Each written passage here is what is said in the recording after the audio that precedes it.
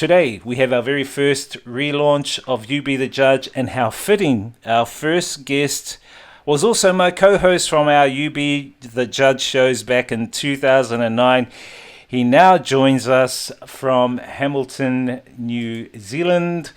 Kia ora, Rawiri Karena, also known as Uanuku Rawiri. Do you remember our shows back then that we did in the day, Rawiri? Oh, for sure. We were saying some pretty outlandish things back then. And I remember some of the topics we spoke about was Agenda 21. And, you know, how it was established in 1993. So we talk a lot about things that mainstream media wouldn't. And so when we formed Rainbow Project Media, it was for that reason. Maori voices weren't being heard, especially around land and assets and things like that. And so we went along and we bought our cameras and you know, marched right across the country, filming people. Doesn't matter whether in Auckland or Hamilton or Wellington, we were there. And so we spent a few years, you know, doing that. And we recognized that we needed alternative solutions. And so Jacques came to see us, and actually it was 2010.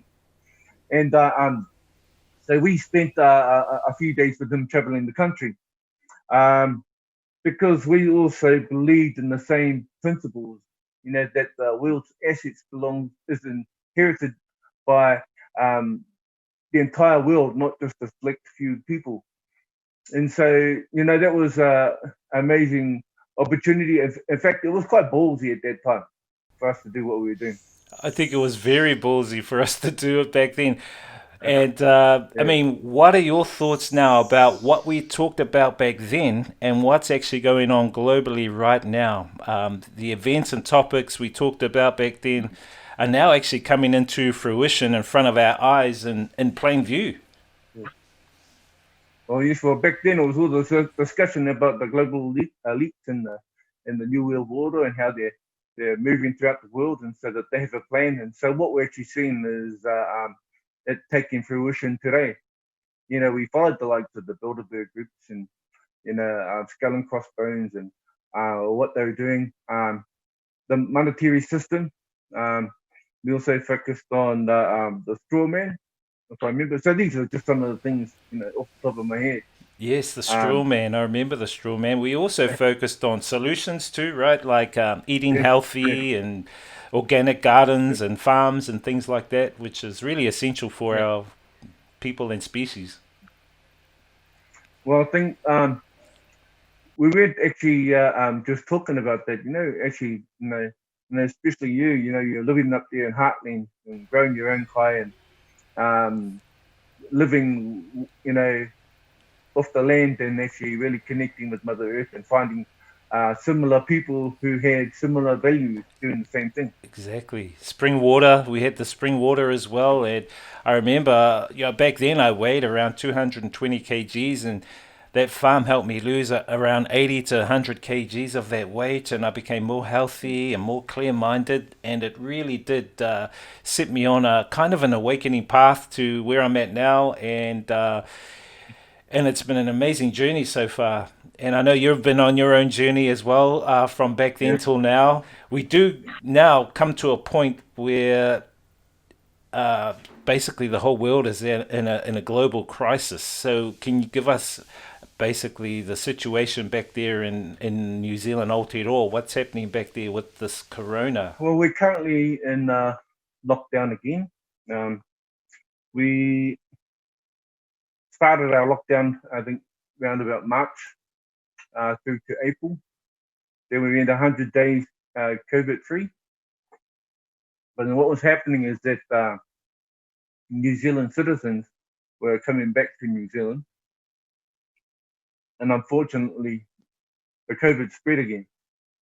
And so a couple of days ago, Auckland went back into level three, and the rest of New Zealand is in level two, and for the next, I think, to the 26th of August. and then they're going to review it again. We were lucky that we went hard and fast, and were able to close up the borders. Um, but unfortunately, a lot of people didn't do their job. Um, Security falling asleep while people sneaking out the door, people jumping over the fence and going down the road. Oh my goodness. To be honest, I don't blame them either, because cabin fever is also a thing. It's an issue with people who aren't used to being locked up, and so I wonder what could have been done for them, Yes. to support them mentally. Yes. And plans weren't being followed the way that they should. So as a result, we do have a further spread of the coronavirus. One of my friends, dear friend, Dr. Rawiri Karena, he does an in-depth critical analysis of the coronavirus and the steps behind that. So he's doing an amazing job. And it's just about keeping our people informed.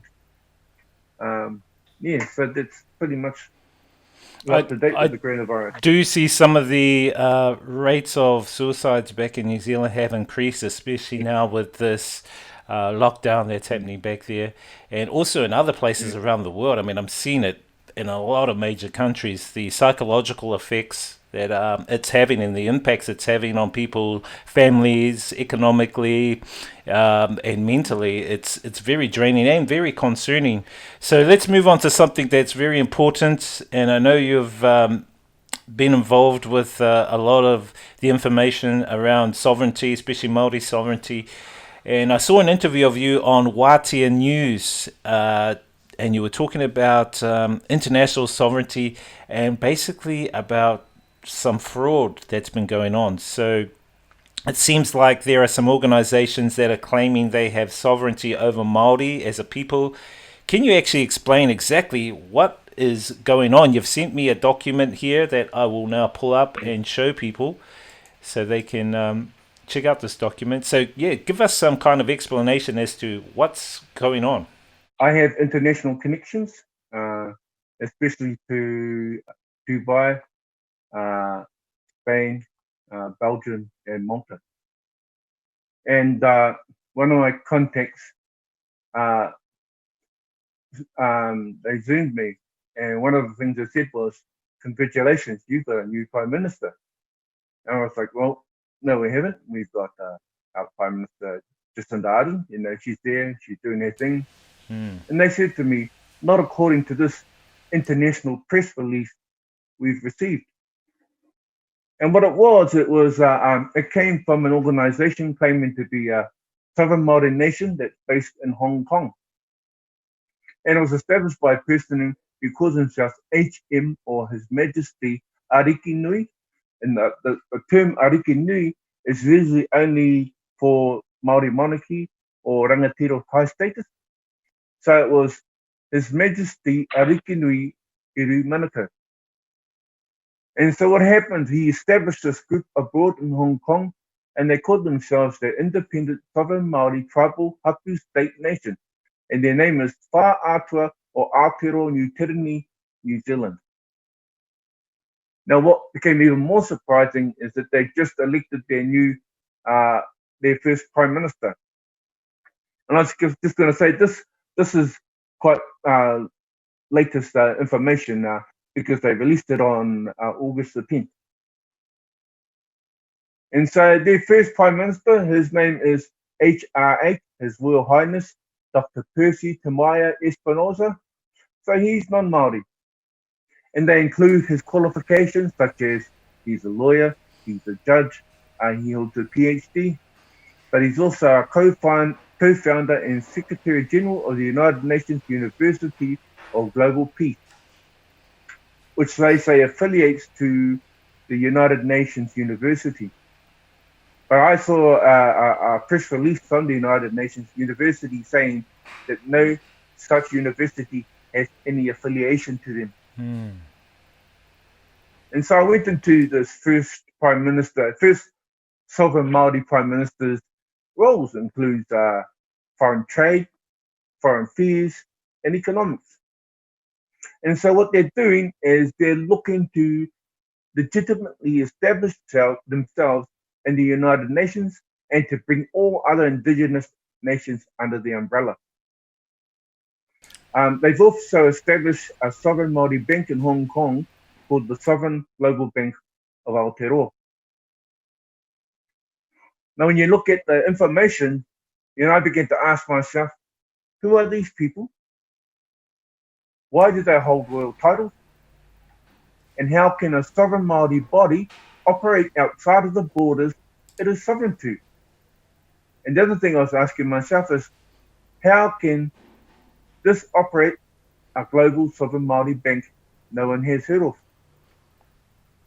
But what happened is I've seen the statements by the Reserve Bank, and what they're saying is that the Sovereign Global Bank of Aotearoa, it's not licensed, it's not supervised by any other New Zealand authority, it's not authorised to provide banking services, nor is it formed as a Māori Central Bank of New Zealand, as the website claims. But when you go into the website, what they say is that they're outside of the jurisdiction of New Zealand. But on top of that, some of my international friends are also connected and are heads of the World Bank in Brussels, Belgium. And so they see what's happening for banks happening all around the world. And they confirmed to me and to our team that this particular bank carries no license whatsoever to operate as a bank, let alone a central bank. Wow. So who are these people? Who are they? I mean, it seems here, I've been reading this press release that they've released in it. Who's this Madhu Krishnan guy? He sounds like he's an Indian guy. Who are these people? Yes. Well, he's the chairman of the United Nations University for Global Peace. And so, but when you look up and try and find information, it's actually quite sporadic. In actual fact, and if you go through all their websites, they're in certain poses in the certain place. And to be honest, it looks very staged. It does. Looks very fabricated. Yeah, very fabricated. It's a very fabricated outfit. University. Yeah. But what's also significant is that this group, the United Nations University for Global Peace, along with the Board of Governing Council of Governors, and they said that they're in 120 countries.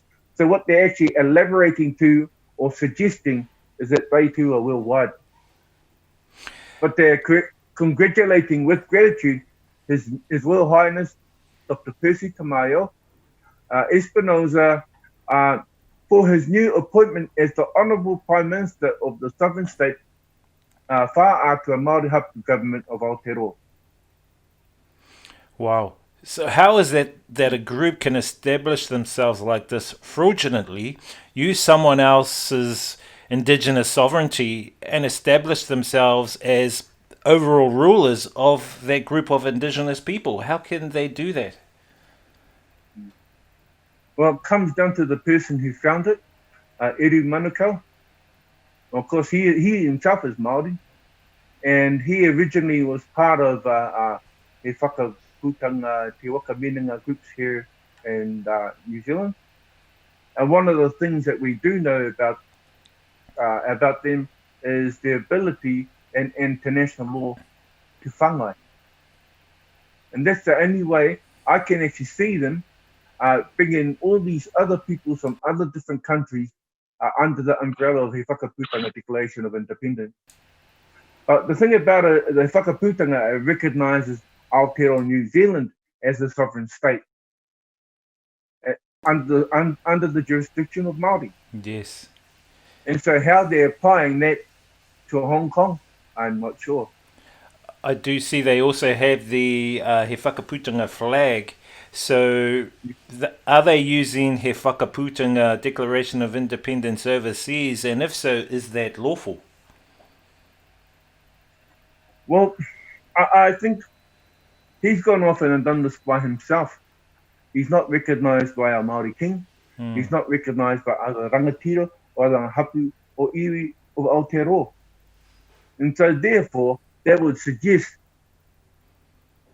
that he doesn't necessarily have the authority that he's created to do the things he does. Because Yes. our people do not recognize it. In fact, a lot of our people don't even know. They're looking to petition the United Nations for the independent sovereign Maori tribal Hapu State Nation. And so of New Zealand, New Zealand, they want to become the 194th member of the United Nations, and they welcome all world indigenous nations to join the sovereign Maori global nation of Aotearoa as members and become natural global citizens of Aotearoa as this innovative unification of indigenous nations evolves. And so what they're basically doing is they're going to the United Nations. They want legitimacy and authenticity in the United Nations, and the fear is they're bringing all these other indigenous nations under their umbrella. They're actually exploiting other indigenous nations. So the fear is this: the fear is for the international reputation of Māori. It'll probably take our people here writing to the United Nations, and if you're telling the United Nations we don't recognize these people, they do not have our endorsement or our authority to act within the United Nations. I wouldn't like to see other indigenous cultures be taken advantage of, especially without their consent. I think that's the more concerning thing, is the consent of the indigenous people, which to me there seems to be no consent given for them to do what they're doing. Yeah. Well, when you actually go into their page, what they say is they only recognise themselves.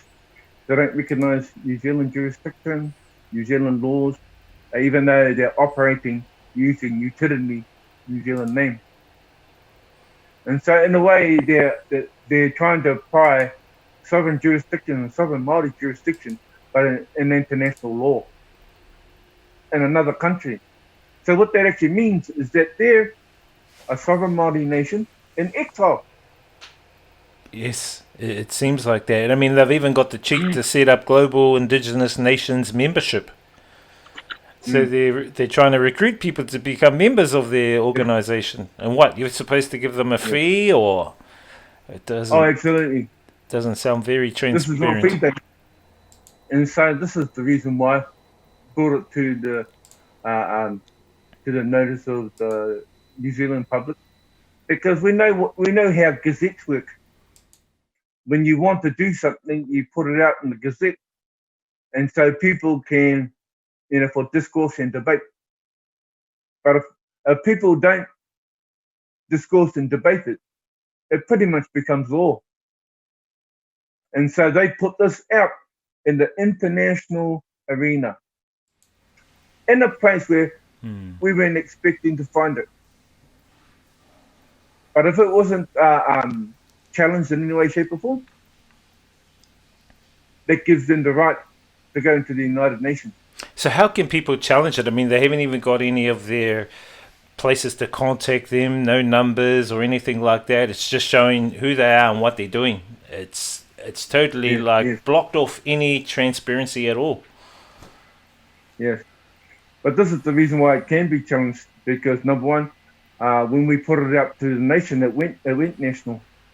And so when they go in there to the United Nations, we can actually send a link to the video challenging it and challenging them. I think the only way is what we're doing now, by exposing them. Yeah. And so therefore informing people what's actually going on, so people actually are aware. So when they see some of these fraudulent activities going on, especially with the use of your own culture, your own indigenous people, and I mean, we've seen it time and time again, especially with Maori. I mean, I've seen overseas people creating like shirts and cups and designs and selling them, and they're not even Maori yet. They haven't even got any permission to use those designs. So, but this is a whole different level. This is really concerning. So I think what we're doing now is we need to expose this behavior, expose what's going on here, to inform people. So what it seems like they're doing is they're creating, say, a parent organization. Under their parent organization, they'll have all these other small indigenous nations. So they're basically going to be the primary front Yes. to have and house all these other nations, indigenous nations, under them. Um, Yes. yeah, without any consultation of the indigenous cultures itself, it's very dangerous. Yeah. Well, that's the power of the Whakaputanga Declaration of Independence, 1835. It recognised that Māori are the sovereigns of the state of Aotearoa, New Zealand. And it's the only indigenous culture in the world that has that. Yes. And because it does have the capability of whāngai to bring other people into he whakaputanga, and that's what I suspect has happened. That's how they've done it. I mean, I know how powerful he whakaputanga is, and in fact, it was recognised by King William when he gifted the flag. Can you give us a little bit of kōrero on that so people can actually get an idea of how powerful this he whakaputanga is? It started after 1831 when a person named James Busby came to New Zealand because a letter was written to King William IV, and it told him that historically Māori had a relationship with his father, and they would like to have a relationship with him. And so what they wanted was someone to come and mediate, because there were a lot of lawless settlers here. And they actually didn't want to harm them because they knew that it would block any type of trade. And so what happened is that James Busby was sent here in 1831. He became the first British resident of Aotearoa. And so his job was to mediate between the different tribes and to capture and send settlers back to Australia. But in the early 80s, what happened is that a Maori ship called the Sir George Murray, it went to Sydney. It flew a Harakeke flag, but because the flag it flew wasn't recognised, they impounded the ship, they imprisoned the crew, and St. James Busby and members of Te Waka Minanga, or the United Confederation of Chiefs, went to Australia and they began to engage with the British Empire about an international flag. Several versions were sent to Māori to consider, and so they chose a flag which became recognised in 1834, and that became the Haki, He Whakaputanga Declaration of Independence flag. And then 1835, they did a declaration of sovereignty to the world, and it was recognised by King William IV and the British Empire. And from that, it allowed Māori, they sent 1,000 of their own people out to 69 different countries to learn about trade.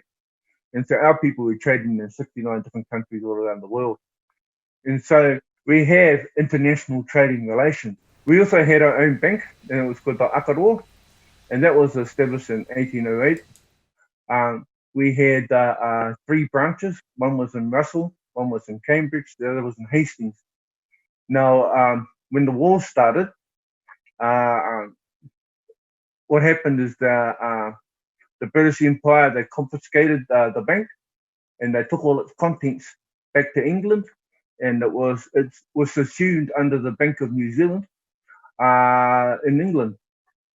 But the thing about it is they couldn't close that bank because they were not the signatories. And so it sits there in hold, in status, and it has been since 1800. Wow, it's a long. So that's long the time. bank. That's the proper bank. I think the biggest fear for me is that any other legitimate Maori enterprise that decides to work internationally may come up across a lot of barriers because of the actions of these people. So any legitimate Maori business enterprise will be subjected to red tape and a lot of unforeseen issues as a result of these people. You know, and reputation is huge, you know, and you have to continue to maintain that reputation, because otherwise no one in the world in international business will do business with you. Yeah, so as soon as this video gets out there, into the international world. So it's really great that you're over there in Vietnam. So therefore, it gives us an international audience. Yes, so We're out of here. so that's one of the reasons why I'm here in Vietnam, working on a few other projects. But it's given me the space to get this out there into the communities and into the area I'm in as well, to actually warn people of these looming things that can happen to them. Kia kaha, kia mā, kia manawa nui. So this is the first of many great things to come. So yeah, march forward. March forward. I remember when we first started it was actually about informing our people, and that's what this will continue to do. Yes, I think back then when we started this this journey, 10 or 12 years ago with You Be the Judge, it was we were going to be the eyes and ears of the people, and get out there, and we're not funded. We funded ourselves. We bought our own cameras and our own, equipment to get the job done, because, we're doing it for the greater good. We saw the bigger picture, and, this is what we're here for. So I'm really happy that you've come on board today to kick us off again. Thank you, Rawiri. Kia ora mātou katoa. Thank you for the opportunity. Kia ora. Thank you, people, for tuning in to our You Be the Judge podcasts. Remember, this is a platform for you out there, the people, to express your concerns, your issues, your thoughts and solutions. So follow, join, contact us so we can help you get your thoughts out there and be heard. You can check out our Facebook group, You Be the Judge NZ. Also, our Facebook page, You Be the Judge World, our YouTube channel, You Be the Judge World, and you can email us at youbethejudgeworld@gmail.com. In the words of one of my friends named Justin Time, the truth can set you free, but first it will piss you off. And remember, you be the judge.